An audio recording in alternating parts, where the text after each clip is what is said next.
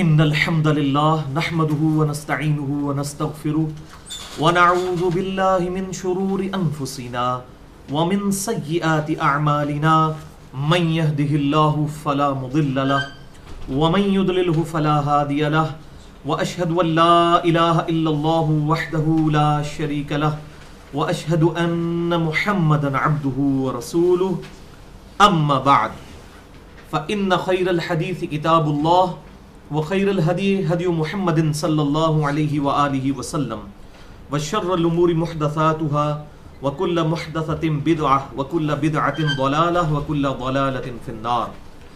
أعوذ بالله السميع العليم من الشيطان الرجيم من همزه ونفخه ونفثه. بسم الله الرحمن الرحيم. رب اشرح لي صدري ويسر لي أمري واحلل عقدة من لساني يفقهوا قولي. بسم الله الرحمن الرحيم. ان اللہ وملائکتہ یصلون علی النبی یا ایھا الذین آمنوا صلوا علیہ وسلموا تسلیما. اللہم صل علی محمد وعلی آل محمد کما صلیت علی ابراہیم وعلی آل ابراہیم انک حمید مجید. اللہم بارک علی محمد وعلی آل محمد کما بارکت علی ابراہیم وعلی آل ابراہیم انک حمید مجید. الحمدللہ آج 3 اکتوبر 2015 کو ہفتے کے دن 18 اور 19 ذوالحجہ 1436 ہجری کی درمیانی رات میں قرآن کلاس نمبر 191 میں ہم سورہ بنی اسرائیل کا آغاز کرنے جا رہے ہیں، جسے سورۃ الاسراء بھی کہا جاتا ہے. اور بھائیو، اس سورت مبارکہ کا سٹارٹ ہی، ابتدا ہی آپ صلی اللہ علیہ وسلم کے اس عظیم الشان معجزے کے ذکر سے ہوتی ہے جسے ہم عموماً واقعہ معراج کہتے ہیں. اور یہ وہ واقعہ ہے کہ جس میں اللہ تعالیٰ نے اپنے محبوب امام کائنات سید الاولین والآخرین شفیع المذنبین اور رحمت للعالمین سیدنا و مولانا امام اعظم محمد الرسول اللہ صلی اللہ علیہ وآلہ وسلم کو رات کے ایک قلیل سے عرصے میں مسجد الحرام سے لے کر بیت المقدس تک اور پھر بیت المقدس سے لے کر سدرۃ المنتہا تک سیر کروائی. اور یہ ایک بہت ایکسٹرا آرڈنری آپ صلی اللہ علیہ وسلم کا ایکسپیرینس ہے معجزے کے اعتبار سے.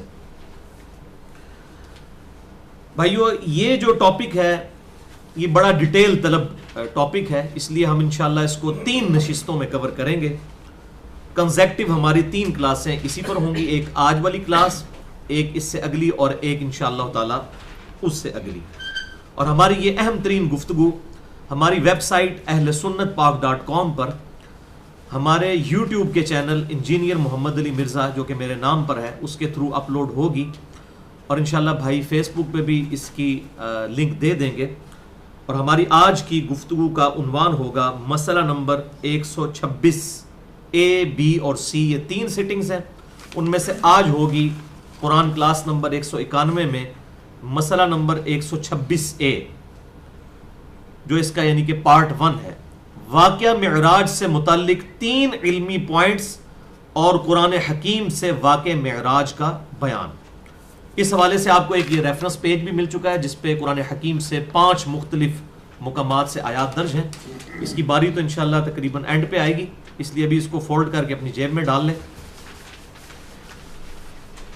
اگلے ہفتے انشاءاللہ قرآن کلاس نمبر 192 میں مسئلہ نمبر 126B ہوگا واقعہ معراج کا صحیح بیان صحیح بخاری اور صحیح مسلم کی احادیث کی روشنی میں. اور پھر انشاءاللہ اس سے اگلے ہفتے مسئلہ نمبر 126C قرآن کلاس نمبر 193 میں، اور اس کا ٹاپک ہوگا کیا واقعہ معراج میں ہمارے محبوب نبی صلی اللہ علیہ وآلہ وسلم نے اللہ کا دیدار بھی کیا تھا. اس کوسچن کو انشاءاللہ ہم ڈیٹیل سے سنیں گے. بھائیو، ان تینوں کلاسز میں جتنی بھی آیات آئیں گی انشاءاللہ میں ان کے مکمل ریفرنسز دوں گا، اور جتنی بھی احادیث ہوں گی، خصوصاً کرٹیکل احادیث، ان کے انشاءاللہ میں مکمل ریفرنسز دوں گا، اور ان کے نمبرز علماء حرمین بیروت اور دارالسلام کی انٹرنیشنل نمبرنگ کے مطابق دوں گا، جس کے مطابق پوری دنیا میں عربی کتب شائع ہوتی ہیں۔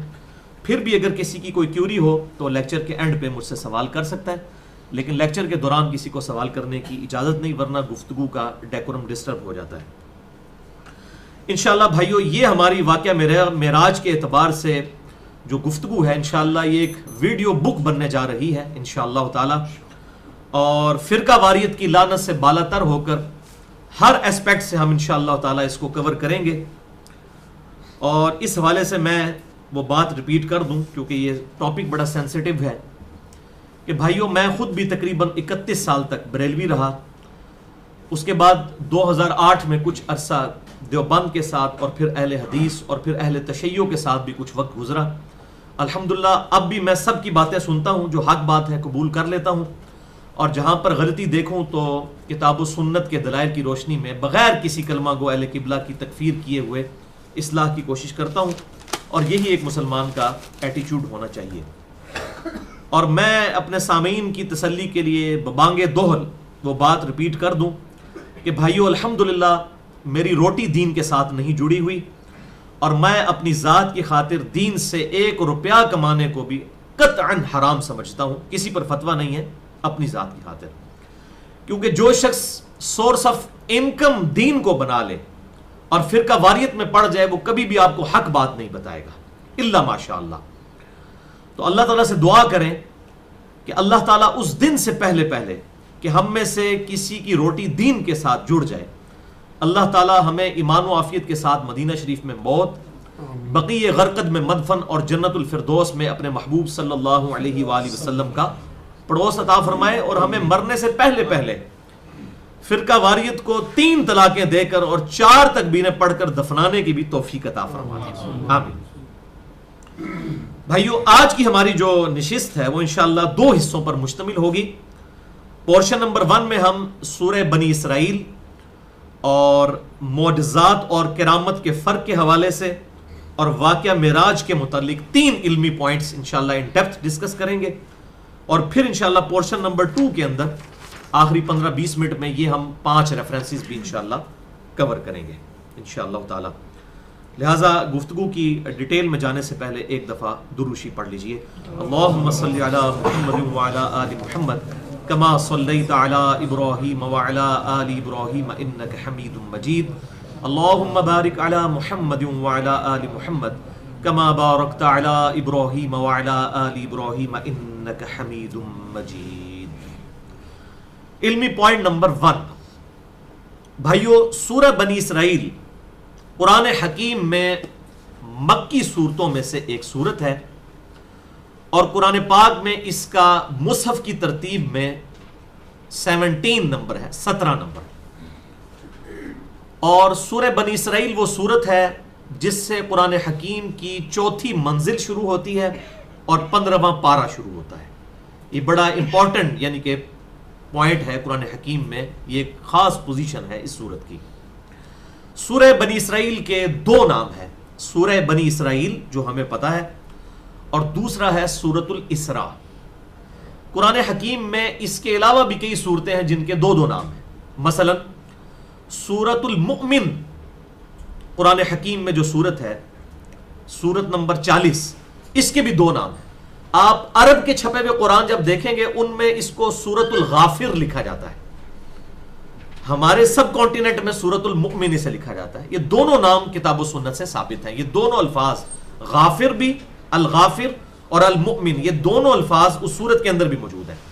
اسی طریقے سے سورہ حامیم السجدہ، یہ بھی قرآن حکیم میں ایسی سورت ہے جس کے 2 نام ہیں، ایک حامیم السجدہ جو ہمارے سب کانٹیننٹ کے قرآن حکیم میں لکھا جاتا ہے، عرب کی اگر آپ قرآن حکیم اٹھائیں گے تو سورہ حامیم السجدہ کو سورہ فصلت لکھا جاتا ہے، یہ دونوں نام بھی اس کے اندر موجود ہیں۔ اسی طریقے سے سورہ بنی اسرائیل کے بھی 2 نام ہیں، سورہ بنی اسرائیل اور سورۃ الاسراء۔ بنی اسرائیل کا ترجمہ ہے چلڈرن آف اسرائیل، اسرائیل علیہ السلام، یہ حضرت یعقوب علیہ السلام کا لقب ہے، سیدنا یعقوب بن اسحاق بن ابراہیم علیہم السلام، ان کا لقب ہے اسرائیل، جو ہیبرو لینگویج میں، عبرانی زبان میں اللہ کے بندے کو کہتے ہیں. تو ہمیں اسرائیل نام سے کوئی چڑ نہیں ہے جو اسرائیل ملک ہے، تو قرآن میں موجود ہے. ان کی حرکتوں سے چڑ ہے. بنی اسرائیل، بنو اسماعیل آپس میں ظاہر ہے کزنز ہیں. تو یہ چلڈرن آف اسرائیل، اسرائیل علیہ السلام کی اولاد یعنی یعقوب علیہ السلام کی اولاد، اس کو ہم کہتے ہیں بنی اسرائیل. اور وہ 12 قبیلے تھے، قرآن حکیم میں بھی ذکر آتا ہے. اور دوسرا اس کا نام ہے سورۃ الاسراء. الاسراء عربی زبان میں کہتے ہیں رات کے وقت کسی کو ساتھ لے جانا، اسے عربی میں کہتے ہیں الاسراء. اور ظاہر ہے کہ قرآن حکیم میں سورہ بنی اسرائیل کے آغاز میں ہی الاسراء کا ذکر موجود ہے. اعوذ باللہ من الشیطان الرجیم، بسم اللہ الرحمن الرحیم. سبحان الذی اسرا بعبدہ لیلا من المسجد الحرام الی المسجد الاقصی. تو اس میں اسراء کا لفظ آ گیا. پاک ہے وہ ذات جو راتوں رات لے گیا اپنے بندے کو مسجد الحرام سے ایک دور کی مسجد تک. یہ مسجد اقصی کا جو کم یہاں معنی جو ہے وہ لغت کے معنوں میں ہے. مسجد اقصی تو بہت بعد میں بنی ہے، آپ صلی اللہ علیہ وسلم کی بھی وفات کے بعد. اقصی عربی میں کہتے ہیں دور کی مسجد، یعنی بیت المقدس تک لے گیا. اس کی میں ڈیٹیل انشاءاللہ بعد میں بتاتا ہوں اسی میں.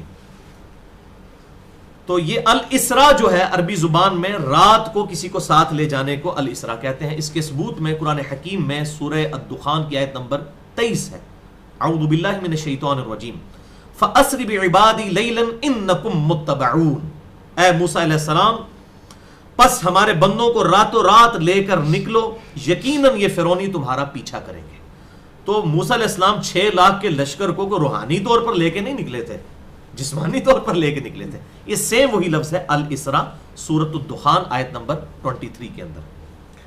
تو قرآن حکیم سے یہ بات ثابت ہو گئی کہ یہ الاسراء کہتے ہیں فزیکل موومنٹ کو، جسمانی ٹینجبل فارم میں. انٹلیکچوئل موومنٹ یا روحانی موومنٹ نہیں ہے یہ. اور اس کے ثبوت میں صحیح بخاری میں بھی ایک حدیث موجود ہے. انٹرنیشنل نمبرنگ کے مطابق 4716 ابن عباس رضی اللہ تعالیٰ عنہ کا قول ہے کہ آپ صلی اللہ علیہ وسلم کو جو اللہ تعالیٰ نے راتوں رات یہ نکالا اور آپ کو جو مشاہدات کروائے، تو یہ آپ کا دیکھنا آنکھ کا دیکھنا تھا. یہ روحانی دیکھنا نہیں تھا بلکہ آنکھ کا دیکھنا تھا، فزیکل دیکھنا تھا، دل کا دیکھنا نہیں تھا. انشاءاللہ اس کی ڈیٹیل ہم ساتھ ساتھ ڈسکس کرتے جائیں گے. تو بہرحال یہ اللہ تعالیٰ نے اپنے محبوب صلی اللہ علیہ وسلم کو بیت الحرام، مسجد الحرام سے مسجد اقصی، جو تقریباً 2000 کلومیٹر کا آپس میں یہ فرق بنتا ہے، جو زمینی سفر ہے. اور ایریل ڈسٹنس بھی اگر ہوائی جہاز پہ بھی سفر کیا جائے اسٹریٹ تو تقریباً 1200 کلومیٹر یہ بنتا ہے. یہ راتوں رات الحمدللہ معجزہ آپ صلی اللہ علیہ وسلم کے ساتھ پیش آیا. اور ظاہر ہے کہ آپ کے لیے یہ ایکسٹراڈنری ایکسپیرینس تھا، اسی لیے اللہ کے محبوب صلی اللہ علیہ وسلم اپنی پوری زندگی اس واقعے کو کبھی نہیں بھولے. اور اس کے ثبوت میں یہ 2 حدیثیں ہیں. پہلی حدیث صحیح بخاری میں انٹرنیشنل نمبر کے مطابق 4708 ہے کہ آپ صلی اللہ علیہ وسلم نے فرمایا کہ سورہ بنی اسرائیل، سورۃ الکہف اور سورہ مریم یہ سب سے پہلی اور سب سے بہتر اور بڑی فضیلت والی سورتیں ہیں. اور دوسری حدیث ہے جامعہ ترمذی میں انٹرنیشنل نمبر کے مطابق 2920، اما عائشہ رضی اللہ تعالی عنہ کا بیان ہے کہ اللہ کے محبوب صلی اللہ علیہ وسلم اس وقت تک اپنے بسترے پر سونے کے لیے تشریف نہیں لے جایا کرتے تھے جب تک کہ سونے سے پہلے سورہ بنی اسرائیل اور سورہ الزمر کی تلاوت نہ کر لیں. تو یہ آپ صلی اللہ علیہ وسلم کا اپنا معمول بھی تھا کہ آپ صلی اللہ علیہ وسلم ان 2 سورتوں کی تلاوت فرمایا کرتے تھے. الحمدللہ. علمی پوائنٹ نمبر 2، بھائیو، ہمارے محبوب صلی اللہ علیہ وسلم کا یہ معجزہ معراج 2 حصوں پر مشتمل ہے.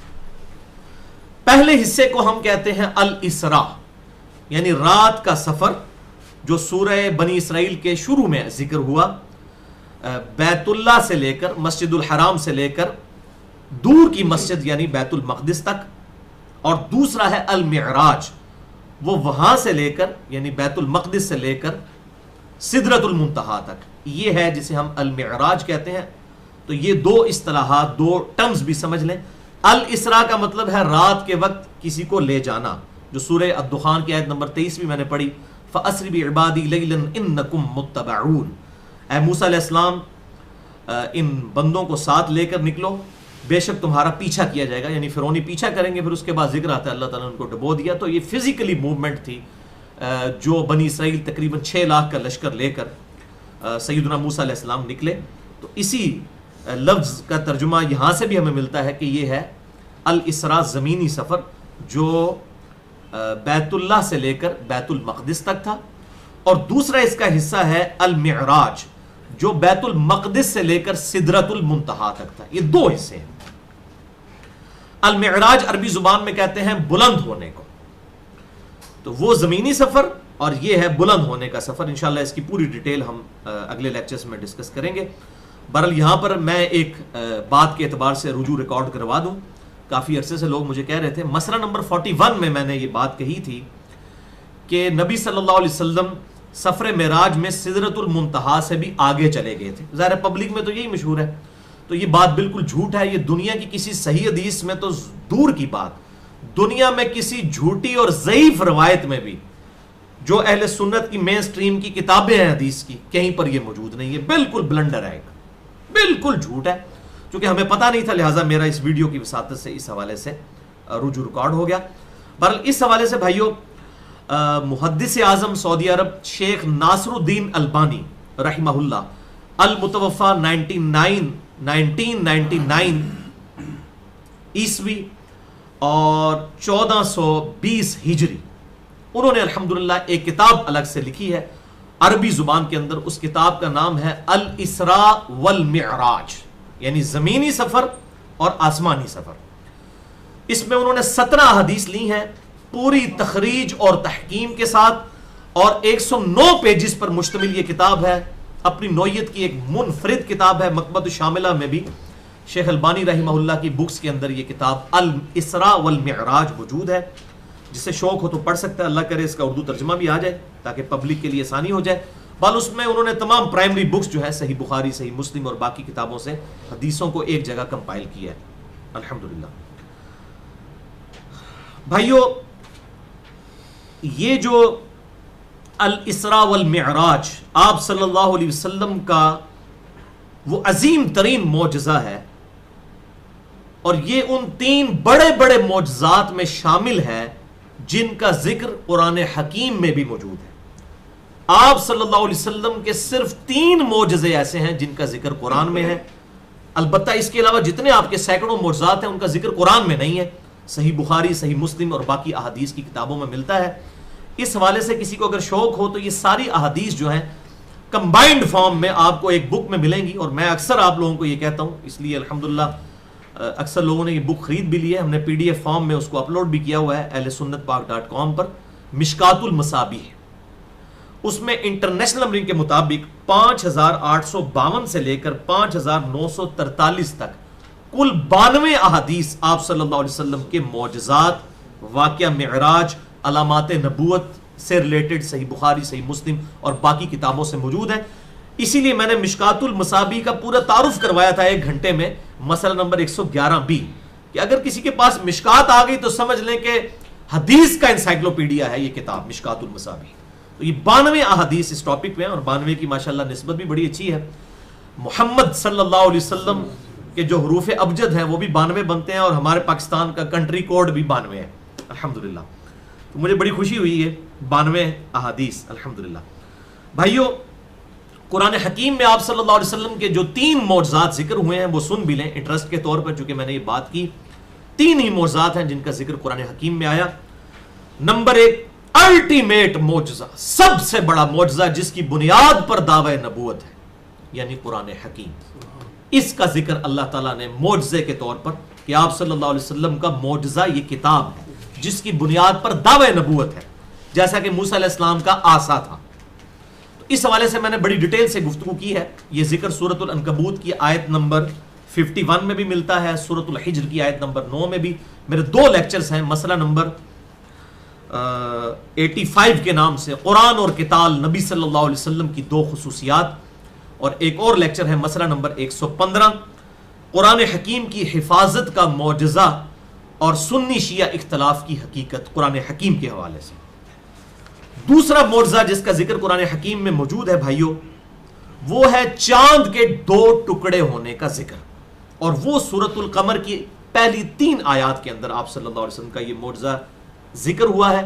اور بخاری اور مسلم میں کئی احادیث ہیں. صحیح بخاری میں انٹرنیشنل نمبر کے مطابق 3636 اور 3868، اور صحیح مسلم میں تو مسلسل 9 احادیث ہیں 7071 سے لے کر 7079 تک، کہ مشرکین عرب نے جب معجزہ ڈیمانڈ کیا تو آپ صلی اللہ علیہ وسلم نے ہیرا پہاڑ کے پاس کھڑے ہو کر اللہ تعالیٰ کے اذن سے چاند کی طرف اشارہ کیا تو اس کے 2 ٹکڑے ہوئے، ایک پہاڑ کے دائیں جانب اور ایک پہاڑ کے بائیں جانب چلا گیا.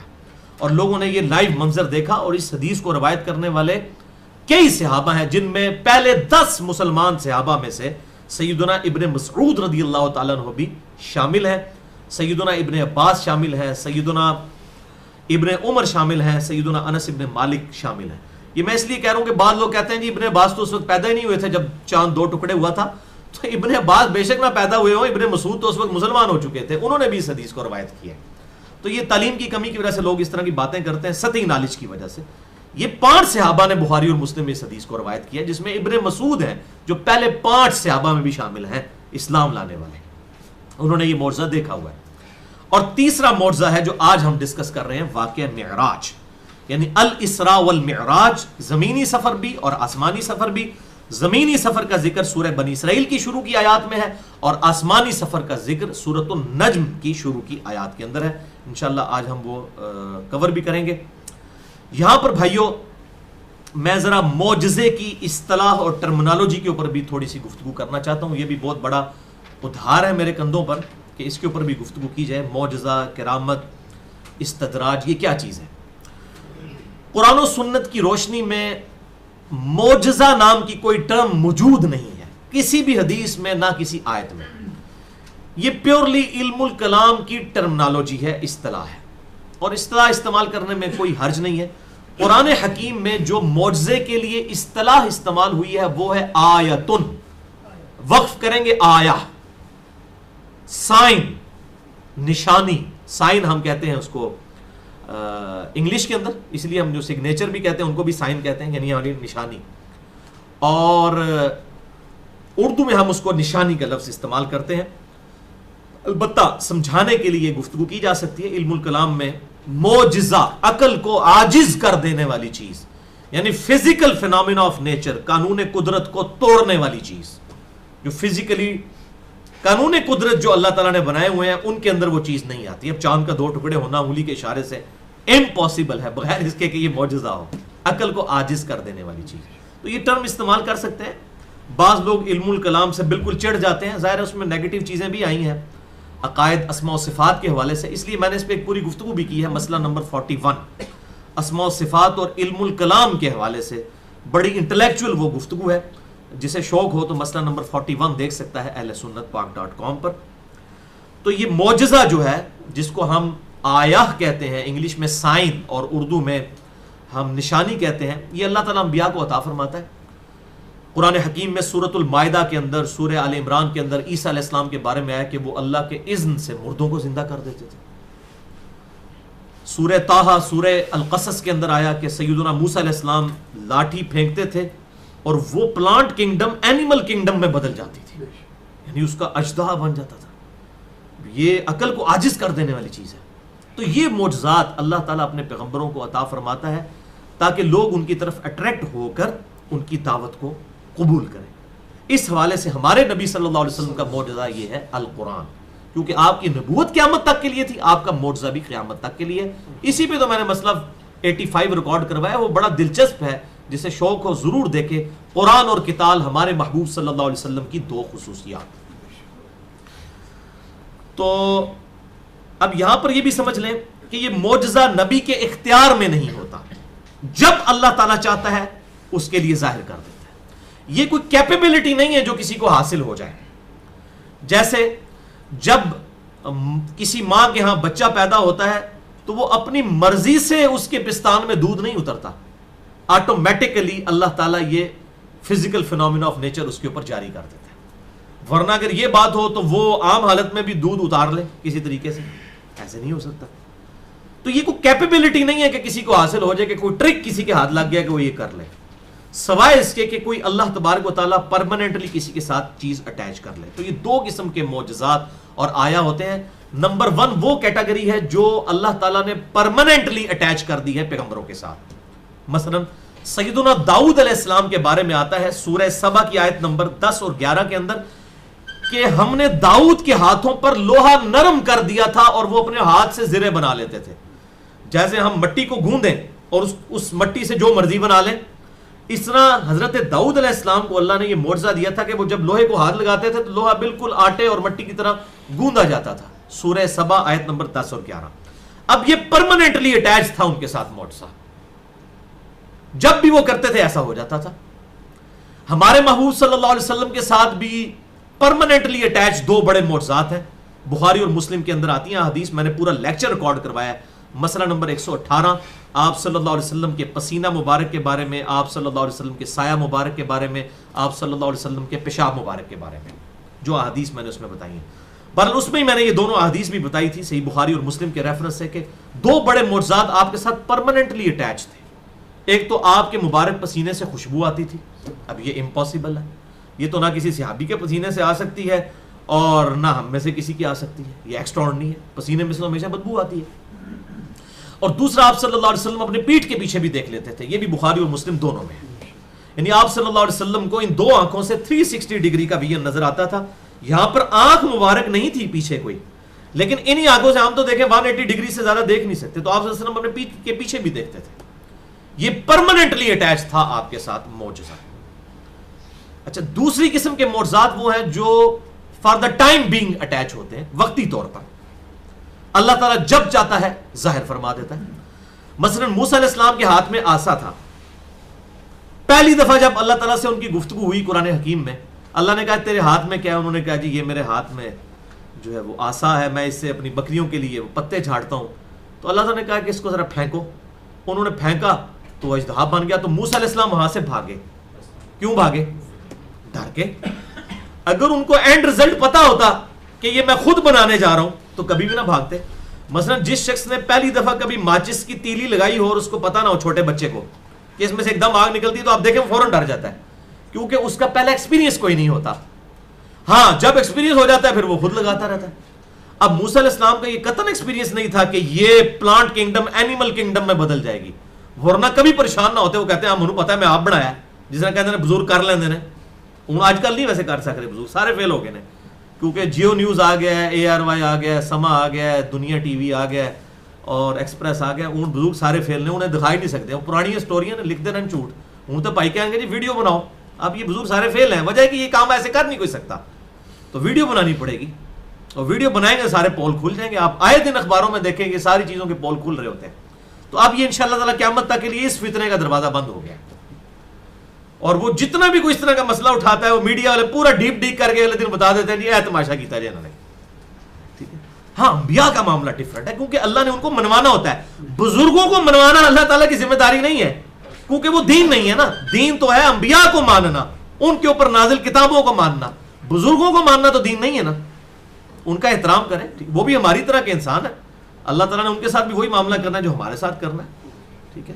ہو سکتا ہے کہ یہ جو بعض تو لبادے اوڑھ کے بزرگ بنے ان کے ہمارے سے بھی کوئی برا معاملہ ہونے والا ہو، ولیعوذ باللہ تعالیٰ، وہ تو قیامت والے دن ہی پول کھلیں گے۔ اللہ تعالیٰ ہم سب کے گناہوں پر پردہ قیامت والے دن ڈالے۔ تو بہرحال یہ دوسرے جو معجزہ ہے یہ وقتی طور پر ہوتا ہے۔ اب موسیٰ علیہ السلام کا وہ ایکسپیرینس ہوا، اس کے بعد جب بھی وہ پھینکتے تھے پرماننٹلی اٹیچ ہو گیا۔ لیکن آپ قرآن حکیم ہی پڑھ کے دیکھیں، جب وہ سمندر کے کنارے پہنچے، جو چھوٹے چھوٹے سمندر تھے اب انہی کو جوڑ کر نہر سوئز بنا دی گئی ہے، تو وہاں پر وہ پریشان ہو گئے کہ اب سامنے سمندر ہے، پیچھے فرعونیوں کی فوج ہے۔ تو اللہ تعالیٰ نے اس وقت وحی کی کہ موسیٰ علیہ السلام یہ عصا جو ہے نا یہ سمندر کے پانی پہ مارو۔ اگر یہ بات حضرت موسیٰ کو خود پتا ہوتی تو مار لیتے، انہوں نے تو یہی دیکھا تھا کہ اس سے صرف اژدہا ہی بن سکتا ہے، اور ظاہر ہے کہ اس سے وہی چیز بنتی تھی۔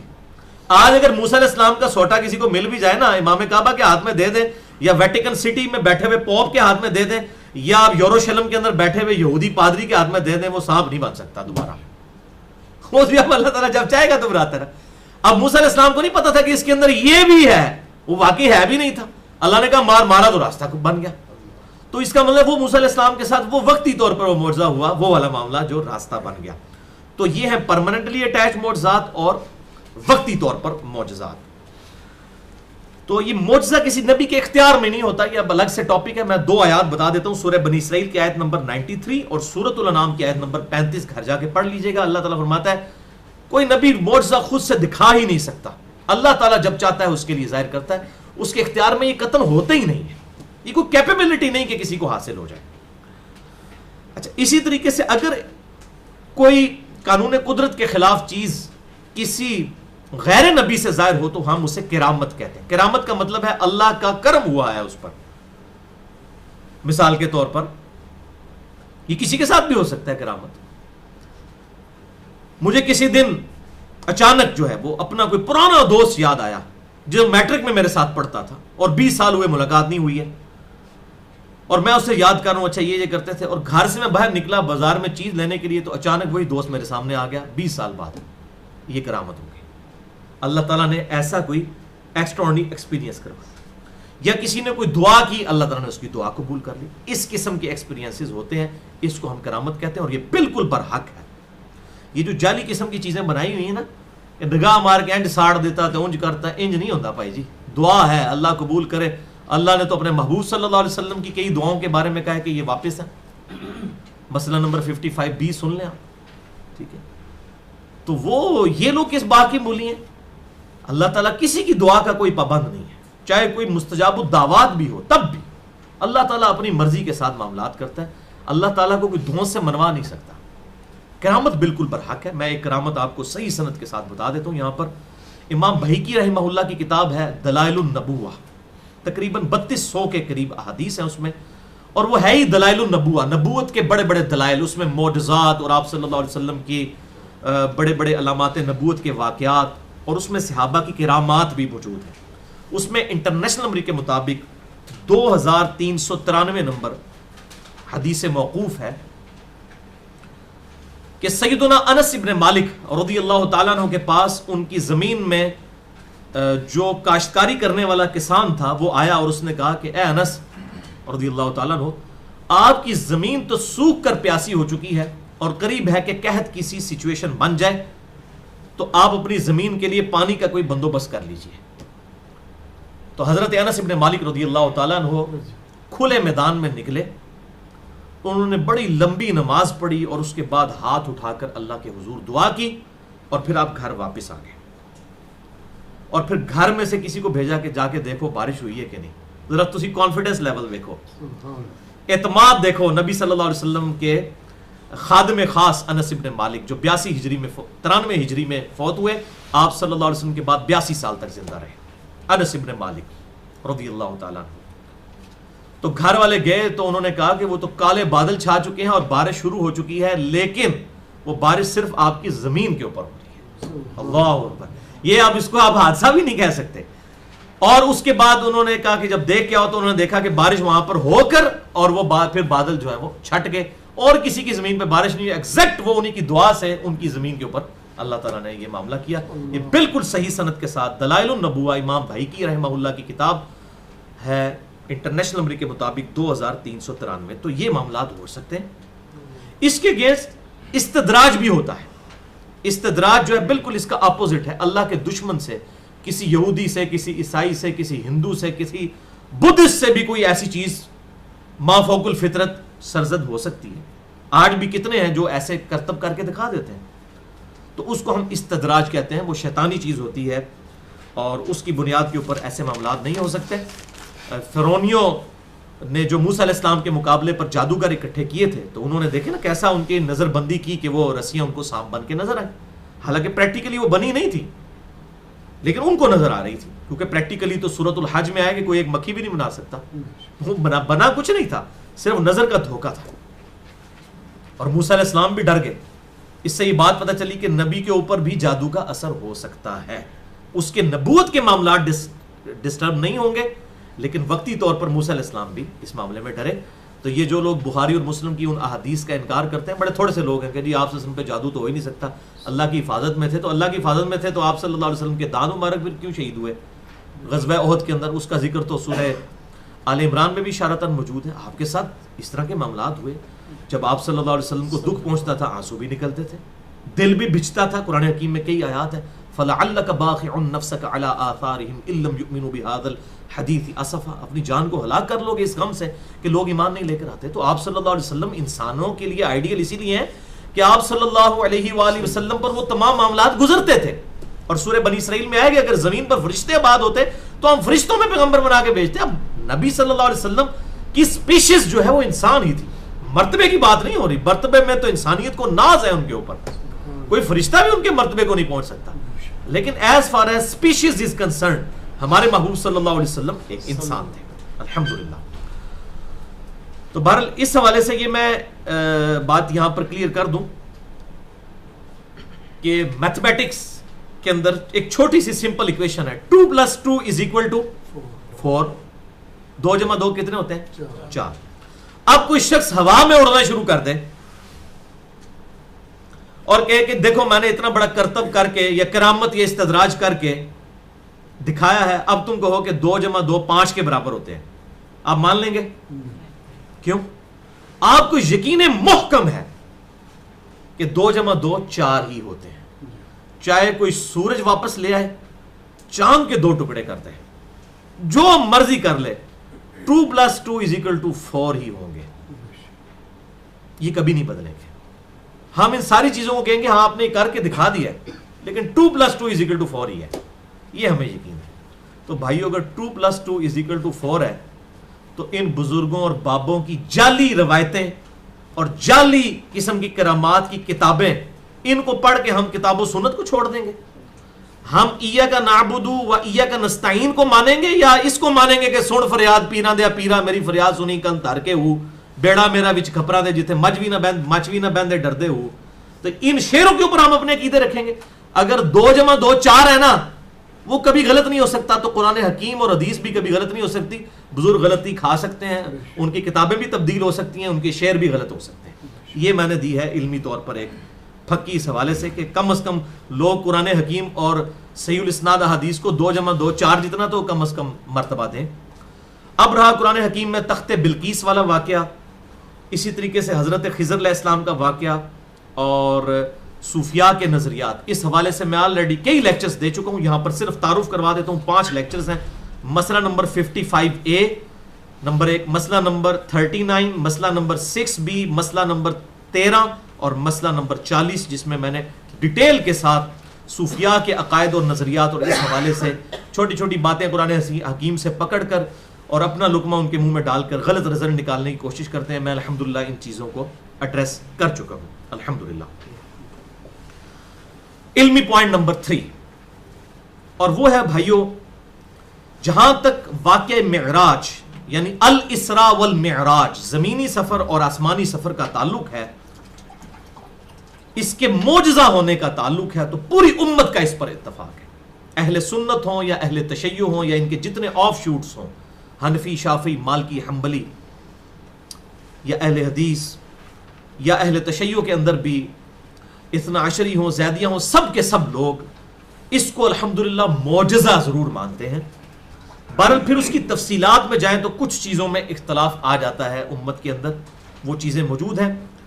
اور اس حوالے سے اس وقت امت محمدیہ صلی اللہ علیہ وسلم میں مجموعی طور پر 4 اسکول آف تھاٹس پائے جاتے ہیں. 4 کیٹیگریز ہیں لوگوں کی واقعہ معراج کے بارے میں نظریات کے حوالے سے.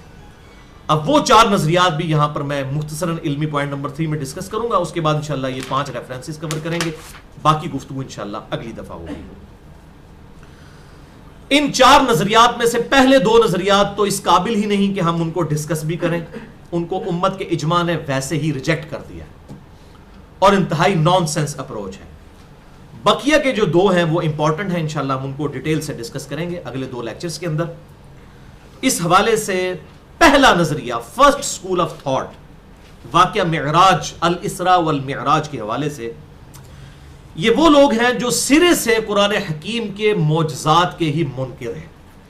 حتیٰ کہ بالکل واضح معجزات جو قرآن حکیم میں بھی آئے ہیں نا، عیسیٰ علیہ السلام کا اللہ کے اذن سے مردوں کو زندہ کرنا، موسیٰ علیہ السلام کا آسا پھینکنا اور اس کا سانپ بن جانا یا اژدہا بن جانا، ان کو بھی وہ نہیں مانتے. وہ کہتے ہیں جی یہ جو انہوں نے وہ آسا نہیں پھینکا تھا، وہ دلائل پھینکے تھے، وہ گویا کہ اژدہا کی طرح تھے. ہر چیز کی وہ باطل تعویلات کرتے ہیں، چونکہ ان کی نیت معجزہ ماننے کی نہیں ہے. اور ان کو ہم عموماً اپنی لینگویج میں منکرین حدیث بھی کہتے ہیں. یہ منکرین حدیث ان کو کہنا بالکل غلط ہے، یہ منکرین قرآن ہے. بیسیکلی قرآن کی اس لغت کو سمجھنے کے لیے تیار نہیں ہے جس لغت کے اندر قرآن نازل ہوا ہے، اور قرآن حکیم کی وہ الفاظ کو پکڑتے ہیں اور اس کی پھر بالکل بیسکس تک پہنچ کر وہ ترجمہ کرتے ہیں. مثلا آج ہماری لینگویج میں اگر میں آپ سے کہوں کہ یار آپ کے کھانے کا شوربہ بڑا مزیدار تھا، تو اس کا مطلب آپ کیا لیں گے؟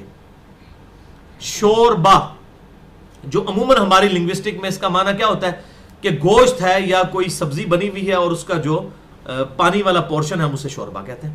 لیکن اگر آپ ڈکشنری میں جائیں تو شور کہتے ہیں فارسی زبان میں نمک کو، اور با کہتے ہیں پانی کو، تو اس کا مطلب بنے گا نمک والا پانی.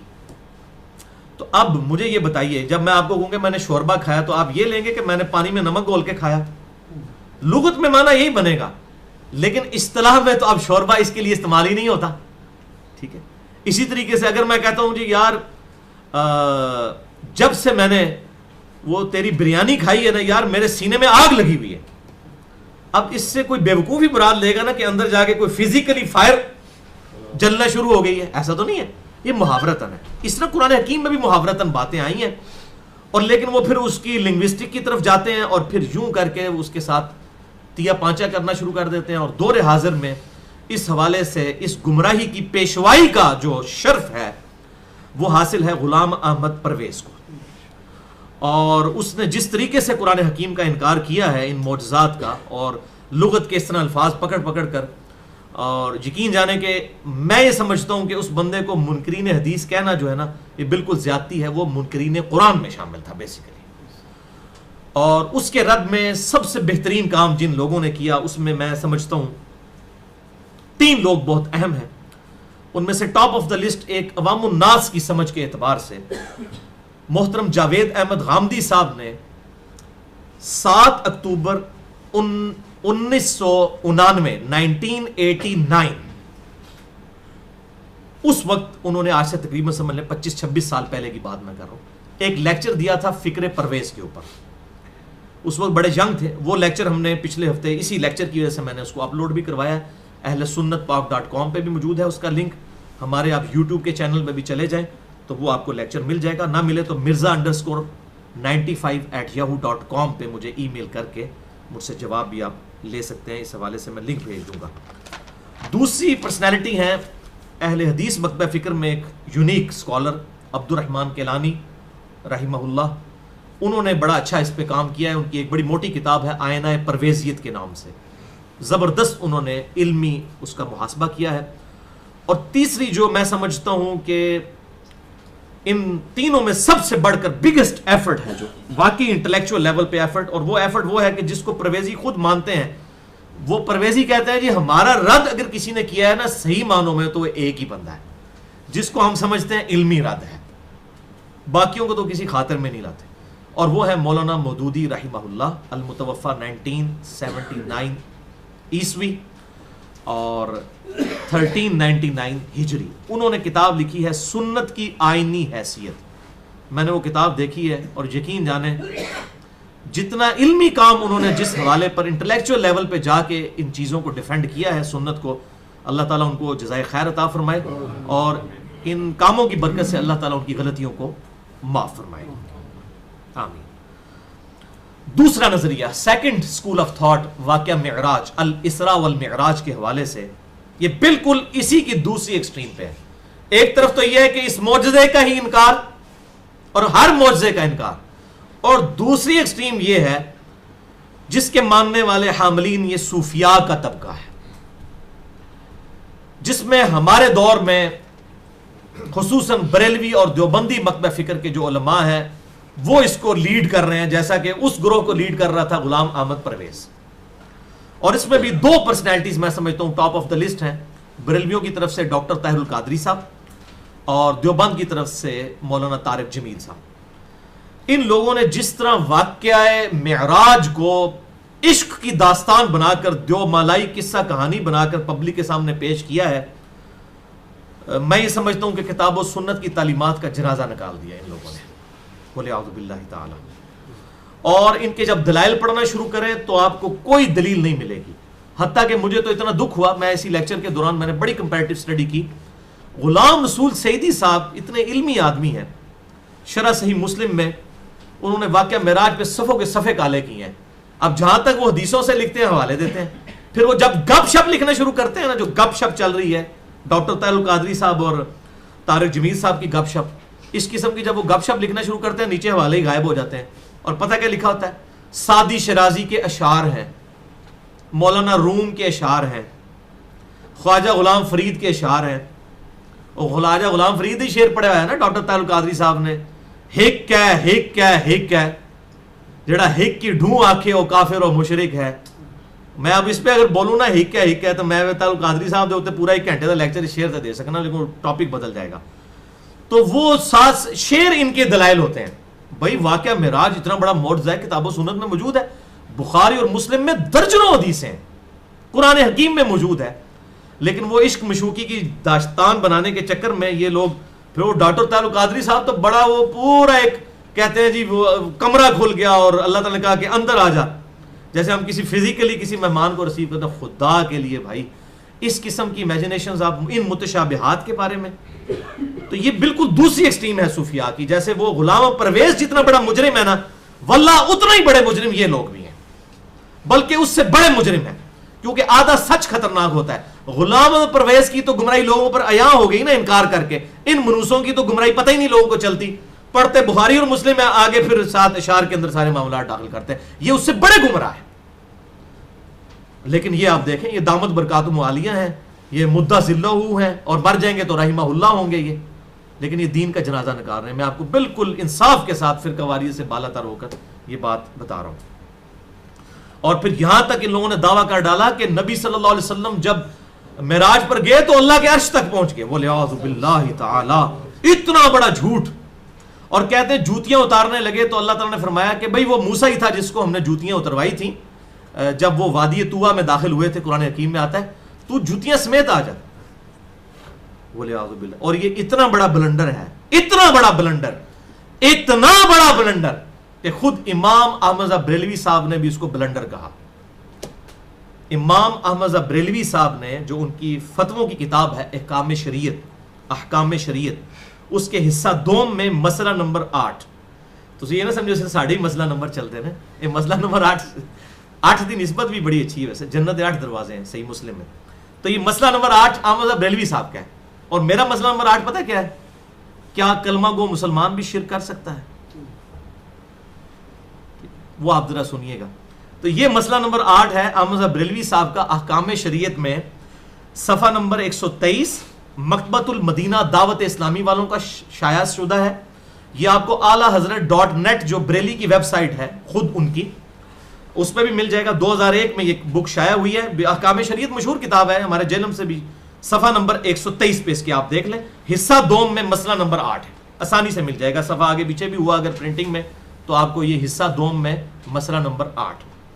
سوال ہوا ہے احمد بریلوی صاحب سے، کیا شب معراج آپ صلی اللہ علیہ وسلم کا عرش الہی پر نالین شریفین کے ساتھ جانا ثابت ہے؟ جواب سنیں، یہ محض جھوٹ اور موضوع من گھڑت بات ہے. یہ احمد بریلوی صاحب کا فتویٰ. اچھا، لیکن افسوس کی بات یہ ہے کہ دوسری طرف احمد بریلوی صاحب نے خود ایک پورا قصیدہ لکھا ہے جسے قصیدہ معراجیہ کہتے ہیں، اور اس میں انہوں نے وہ مطلب اس طریقے سے اس کا ماحول بنایا ہے جیسے کوئی مرد و عورت کی شادی ہو نا، تو جو براتی بھی آئے ہوتے ہیں اور پتہ نہیں کیا کیا انہوں نے نا اس طریقے سے اینالوجیز بنا کے تو سینکڑوں شعر لکھے ہیں. اور ان میں اگر آپ ڈھونڈنے نکلیں گے تو شاید 20% کے ثبوت قرآن و حدیث سے ملے، باقی سارے وہ اشعار ہی ہوں گے. بہرحال اسی احکام شریعت میں اسی مسئلہ نمبر 8 کے اندر ہی ان سے ایک سوال ہوا کہ یہ جو معارج النبوہ کتاب ہے، یہ ہے اصل میں فتنہ پرور وہ کتاب جو آج سے تقریباً 500 سال پہلے لکھی گئی. ملا معین محمد فراہی کی کتاب ہے المتوفہ 954 ہجری. یہ جتنی بھی گپ شپ ڈاکٹر طاہر القادری صاحب اور طارق جمیل صاحب جتنی گپ شپ بیان کرتے ہیں نا، یہ ساری اس کتاب کے اندر لکھی ہے، مارج النبوہ. تو احمد بریلوی صاحب سے پوچھا گیا اس کتاب کے بارے میں آپ کا کیا خیال ہے، اسی مسئلہ نمبر 8 حصہ دوم صفحہ 123 احکام شریعت. تو انہوں نے کہا کہ یہ کتاب جو ہے نا، لکھنے والا وائز تو سنی ہے لیکن ہر طرح کی جھوٹی سچی باتیں اس نے ایک جگہ جمع کر دی ہیں. انہیں کون لبے کیڑا جھوٹ مارا ہے، کوڑ مارا ہے، انہیں کیڑا سچ ہے. تو احمد بریلوی صاحب بھی کہہ رہے ہیں کہ جو کوڑ کباڑ سی نا، سچی گل سی یا کوڑ کباڑ سی، سب کچھ انہیں ایک جگہ جمع کرتا ہے. ہوں تسی بہ کے روو، ہوں تسی تے کہنا بھی 500 سال پرانے بزرگ ہیں. او بھائی جی گمراہ ہی ہے، پاویں 1000 سال پرانا بھی ہوئے. یزید نالوں زیادہ کون پرانا ہے؟ تابعی ہے نا یزید، ایک صحابی کا بیٹا ہے. معاویہ بن ابی سفیان رضی اللہ تعالیٰ عنہ صحابی ہیں، ان کا بیٹا ہے. حضرت نوح علیہ السلام کے بیٹا بھی آپ دیکھ لیں. سعد ابن ابی وقاص کا بیٹا عمر ابن سعد، جو قاتلین حسین کے لشکر کو لیڈ کر رہا تھا، حضرت سعد بن ابی وقاص کا بیٹا تھا. آپ دیکھیں مطلب تو آج بھی گمراہ، چاہے وہ 1400 سال پہلے بھی ہو، گمراہ ہی ہے، چاہے وہ کلمہ گوئی کیوں نہ ہو. تو اور آپ اس پہ حیران ہوں گے، اور مجھے یہ بڑے دکھ کے ساتھ، یہ میرا علمی انصاف تھا کہ میں یہ آپ کو بتاتا کہ ہمارے دیوبند اور بریلوی مکتبہ فکر کے جو علماء ہیں، انہوں نے ایک کتاب کو پرنٹ کیا ہے، تذکرۃ الاولیاء. یہ آج سے تقریباً 800 سال پہلے کتاب لکھی گئی ہے. شیخ فرید الدین عطار المتوفی 627 ہجری، یہ ان کی کتاب ہے تذکرۃ الاولیاء. بریلویوں نے بھی ترجمہ چھاپا ہے، دیوبندیوں نے بھی چھاپا ہے. فضائل اعمال میں بھی شیخ ذکریہ صاحب بھی حوالے دیتے ہیں. فضائل سنت میں الیاس قادری صاحب بھی حوالے دیتے ہیں. سمجھیں ان کے مشترکہ بابا جی ہیں یہ. اور اس بندے نے جو شریعت کی دھجیاں بکھیری ہیں بزرگوں کی کرامات لکھنے کے لیے، قلم کانپ اٹھتا ہے اگر کوئی صحیح العقیدہ مسلمان یہ باتیں لکھے. اس میں انہوں نے باجزید بستامی المتوفی 261 ہجری، یہ بھی تو بزرگ نے، 261 ہجری میں امام مسلم بھی فوت ہوئے ہیں. زمین اسمان کا فرق ہے. امام مسلم المتوفی 261 ہجری اور باجزید بستامی المتوفی 261 ہجری. باجزید بستامی پر کم از کم 100 صفحوں کا انہوں نے باب باندھا ہے، اور اس میں ایک چیپٹر ہے کچھ 40-50 صفحوں کا، باجزید بستامی کی معراج.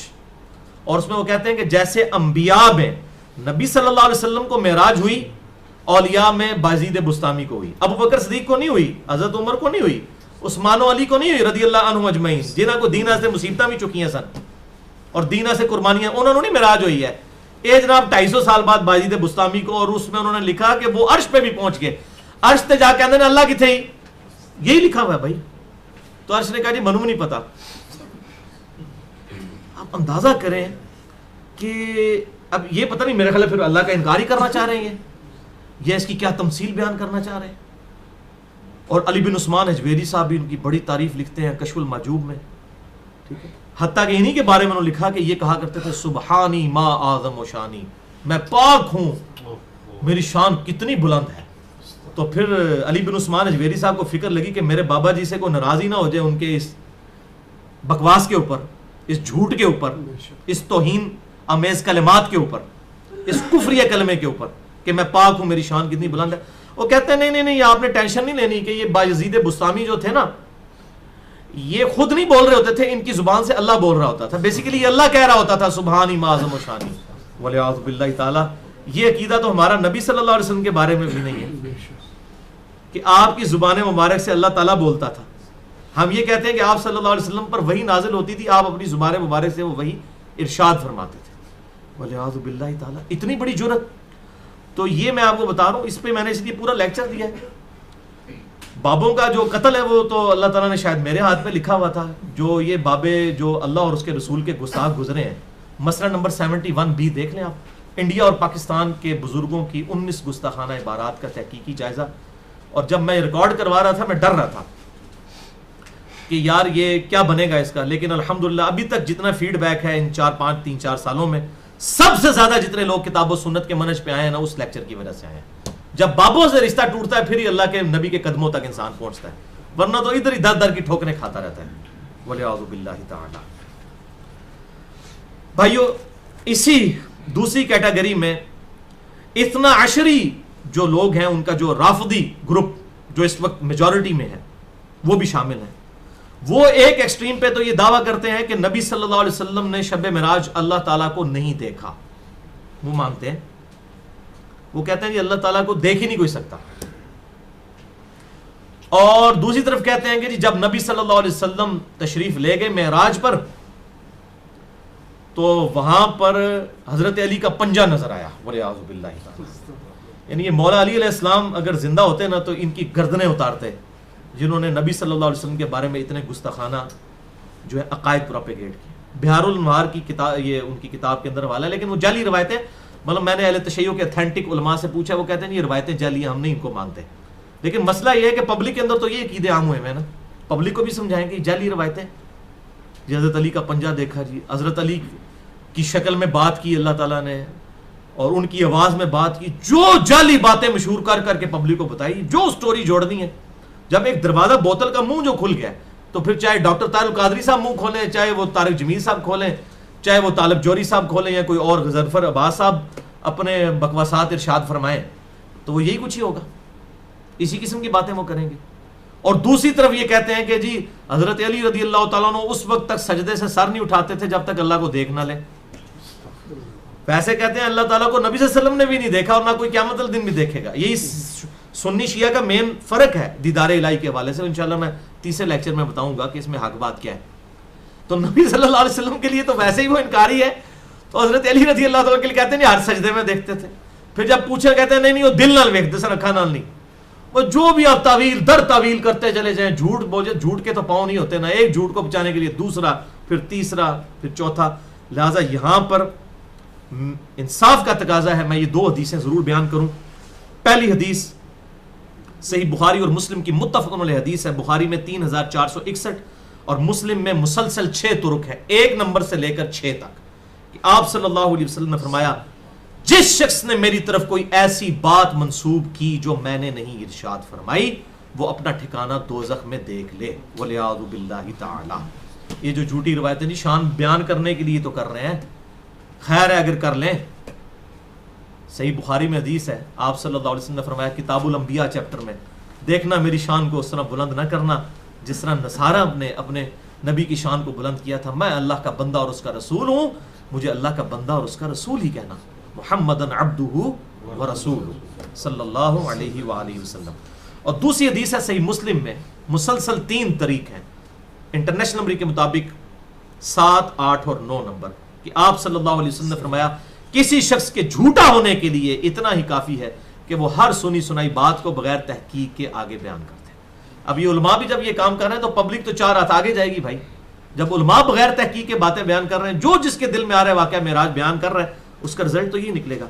اس حوالے سے میرا ایک پورا لیکچر ہے 1 گھنٹہ 25 منٹ کا اہل سنت پاک.com پر، مسئلہ نمبر 36 کے نام سے، ضعیف الاسناد اور من گھڑت احادیث کے فتنے کا تحقیقی جائزہ، جس میں نے 5 مثالیں دی ہیں ضعیف الاسناد احادیث کی کتابوں میں سے روایتوں کی، کہ جن کو اگر ہم مان لیں تو ہمارا ایمان کا بھی بیڑا غرق ہو جائے. تو یہ کہتے ہیں نا روایتیں آ گئی، تو واقعہ معراج میں تو روایتیں بھی موجود نہیں وہ والی جو یہ بیان کر رہے ہوتے ہیں. تو یہ بہت بڑا فتنہ ہے، ڈر جانا چاہیے.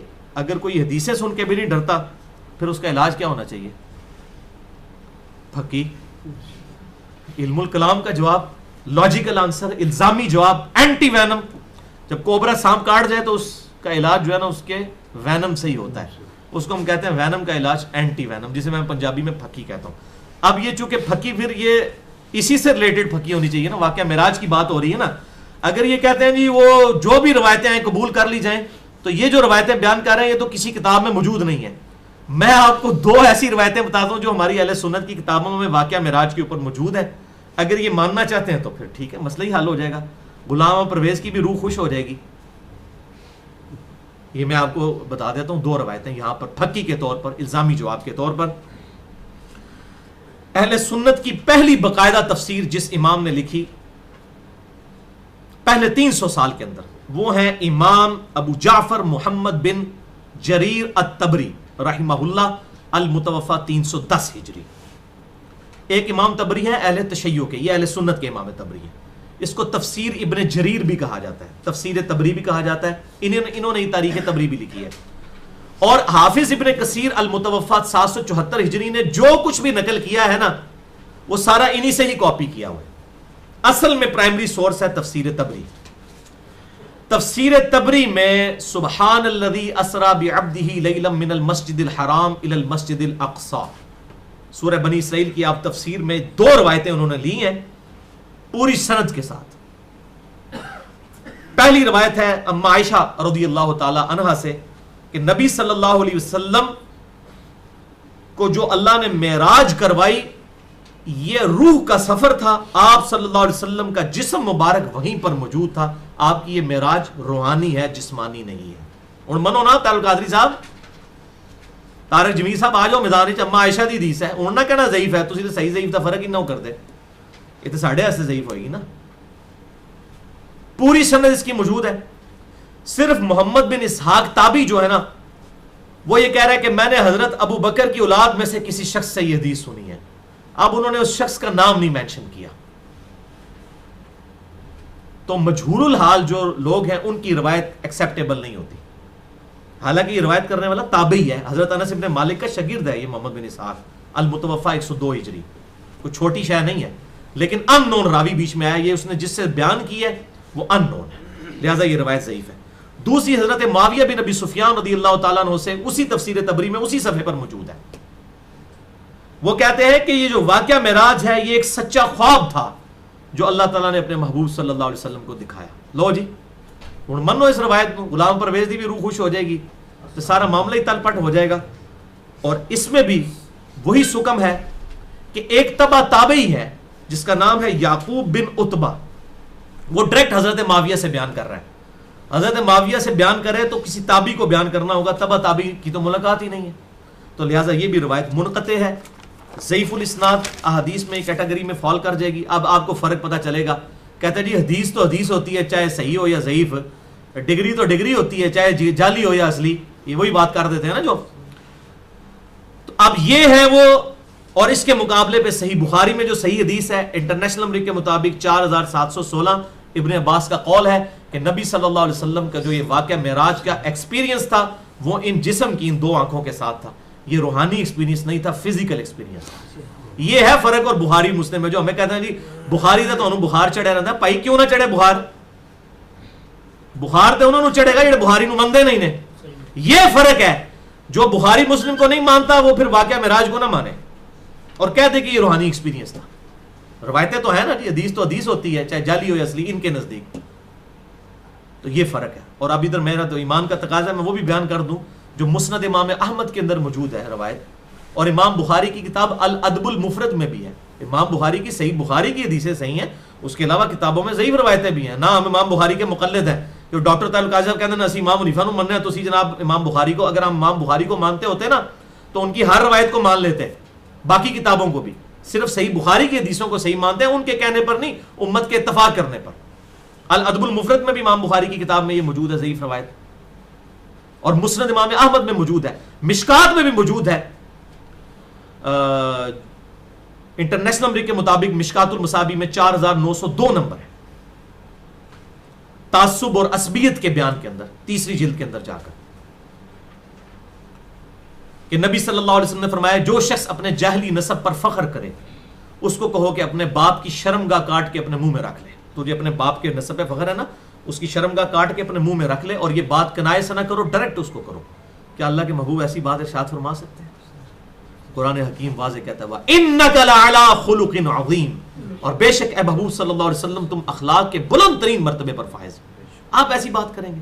اور بخاری اور مسلم کی متفق علیہ حدیث ہے کہ آپ صلی اللہ علیہ وسلم میں کنواری لڑکیوں سے زیادہ شرم و حیا موجود تھی. یہ بخاری اور مسلم ہے، اور وہ مسند احمد ہے اور الادب المفرد ہے. اس روایت کے اندر حسن بصری مدلس ہے اور ان سے روایت کر رہے ہیں، اور مدلس کی ان والی روایت سما کی تصریح کے بغیر ضعیف ہوتی ہے. اس کی ڈیٹیل آپ نے سمجھنی ہو تو آپ مسئلہ نمبر 36 سن لیں. اب ہم اپنے لیکچر کو کنکلوڈ کرتے ہیں، لیکن ایک دفعہ دروشی پڑھ لیجئے. اللہم صلی علی محمد وعلی آل محمد کما صلیت علی ابراہیم وعلی آل ابراہیم انک حمید مجید. اللہم بارک علی محمد وعلی آل محمد کما بارکت علی ابراہیم وعلی آل ابراہیم انک حمید مجید. تیسرا نظریہ اس علمی پوائنٹ نمبر 3 میں، تھرڈ اسکول آف تھاٹ. اس نظریے کے مطابق اللہ کے محبوب صلی اللہ علیہ وسلم کو معراج کروائی گئی، لیکن اس کی کیفیت کشفی اور روحانی تھی، جسٹ لائک چیزوں کو ممثل کروا کر، جس کو ہم کہتے ہیں نا اینیمیشن کروا کے، اینیمیشن چیزوں کی کروا کے اللہ تعالیٰ نے آپ صلی اللہ علیہ وسلم کو ایسے ایکسپیرینسز کروائے. اور اس میں کچھ چیزیں سپورٹیو بھی ہیں. بخاری اور مسلم میں ایسی احادیث بھی موجود ہیں کہ آپ صلی اللہ علیہ وسلم کو خواب میں کئی طرح کے مناظر اس قسم کے دکھائے بھی گئے. یہ بالکل پھینکنے والی بات نہیں ہے. حتیٰ کہ ابن حجر اسقلانی المتوفی 852 ہجری وہ بھی ان احادیث سے متاثر ہوئے بغیر نہیں رہے، اور انہوں نے یہاں تک کہا کہ جی معراج آپ صلی اللہ علیہ وسلم کو 2 دفعہ ہوئی ہے، ایک بار جسم کے ساتھ اور ایک دفعہ روح کے ساتھ. کیونکہ روایتیں تو موجود ہیں بخاری اور مسلم میں جن سے اس طرح کا شائبہ ہوتا ہے. انشاءاللہ میں اس کو کلیریفائی خود کروں گا اللہ کے فضل سے انشاءاللہ تعالی. تو یہ روحانی اور جسمانی جو معراج والا اختلاف ہے، یعنی ابن حجر اسقلانی کے ہاں بھی پایا جاتا ہے. وہ دونوں طرح کے معراج کو مانتے ہیں، اور ضعیف روایتیں تو میں نے آپ کو تفسیر تبری سے بتا دی، حضرت عائشہ حضرت معاویہ رضی اللہ تعالی عنہما کی، تو وہ بھی سپورٹیو لوگ لے لیتے ہیں. بل اس حوالے سے زیادہ میرے لیے پریشانی اس وقت بنی جب میں نے محترم جاوید احمد غامدی صاحب کو معراج کے واقعے کے اوپر سنا، تو وہ صحیح مسلم کھول کر یہ احادیث پڑھ کر اور بخاری کے حوالے سے یہ چیزیں بیان کر رہے تھے. تو انشاءاللہ تعالی میں اس حوالے سے اپنا جو پوائنٹ آف ویو ہے صحیح وہ انشاءاللہ بیان کروں گا. 50% چیزوں میں جاوید احمد غامدی صاحب کا اس مسئلے میں معراج کے مسئلے میں موقف ٹھیک ہے، لیکن 50% اختلاف ہے. اور میں انہی کا ہی جملہ ریپیٹ کروں گا کہ علم کے میدان میں جذبات کو کوئی دخل نہیں ہوتا. ہم علمی طریقے سے ان کی غلطی پوائنٹ آؤٹ کریں گے، جیسے میں نے پہلے بھی داڑھی کے مسئلے میں بھی کی. حیات مسیح والا مسئلہ نمبر 12 ہے، داڑھی والا مسئلہ نمبر 33 ہے. تو انشاءاللہ تعالی میں کوشش کروں گا. اس حوالے سے صحیح بخاری کی وہ موقوفاً روایت ابن عباس رضی اللہ تعالیٰ عنہ کا قول جو میں نے بار بار ریپیٹ کیا، انٹرنیشنل نمبرنگ کے مطابق صحیح بخاری میں 4716 ہے کہ نبی صلی اللہ علیہ وسلم کو اللہ تعالیٰ نے جسم کی یہ جو 2 آنکھیں ہیں ان کے ذریعے یہ ایکسپیرینس کروایا. چوتھا اور آخری نظریہ، 4th اسکول آف تھاٹ، یہ بھائیوں اہل سنت اور اہل تشیع اور پوری دنیا کے مسلمانوں کے درمیان تقریباً کامن پایا جاتا ہے. اگر اس کی باریکیوں کو چھوڑ کر موٹی موٹی بات کی جائے، اور اس پر اجماع کا بھی دعویٰ کیا جا سکتا ہے، اور وہ نظریہ ہے کہ آپ صلی اللہ علیہ وسلم کا واقعہ معراج کا جو معاملہ ہے یہ جسمانی اور روحانی دونوں طرح کا ایکسپیرینس تھا. لیکن اس کی کیفیات متشابہات میں داخل ہے. کیونکہ میں اگلے دن ایک انڈیا کے عالم کو فاروق رضوی صاحب کو سن رہا تھا، وہ کہنے لگے جی صحیح مسلم میں جو حدیث ہے کہ آپ صلی اللہ علیہ وسلم نے شب معراج انبیاء کی امامت فرمائی بیت المقدس میں، تو وہ انبیاء اگر وہاں پر آ گئے تو نبی صلی اللہ علیہ وسلم آج ہم میں کیوں نہیں آ سکتے؟ دیکھیں کس چیز کو کس طریقے سے جوڑ رہے ہیں. تو وہ متشابہات ہیں، اس میں انشاءاللہ پھکیاں دوں گا اگلی بار کہ اگر اس طرح کا کیا پھر میں ابھی پھکی لے لیں تو تازہ کہ اگر حضرت آدم کو سجدہ ہو سکتا ہے تو ہمارے نبی صلی اللہ علیہ وسلم کو سجدہ کیوں نہیں ہو سکتا؟ فرشتوں نے سجدہ نہیں کیا. اس طرح سے اینالوجیز بنتی ہیں. بھائی دین میں اینالوجیز کے ذریعے نہیں چیزیں ڈیڈکٹ کی جاتی ہیں، کتاب و سنت کے محکم دلائل ہونے چاہیے. اسی لیے تو مجھے پھکیاں دینی پڑتی ہیں. کتاب و سنت کے دلائل تو ان کو سمجھ نہیں سیدھے طریقے سے آتے. یہ میں نے اب پھکی بھی دے دی اس حوالے سے.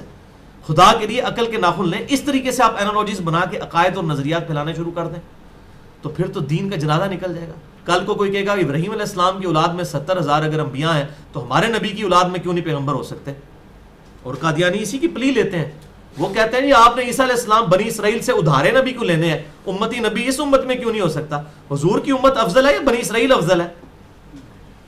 تو کہتے ہیں ہم نے لے لیا، آپ ادھارا لوگ عیسیٰ کو، ہم نے غلام احمد قادیانی کو امتی نبی لے لیا.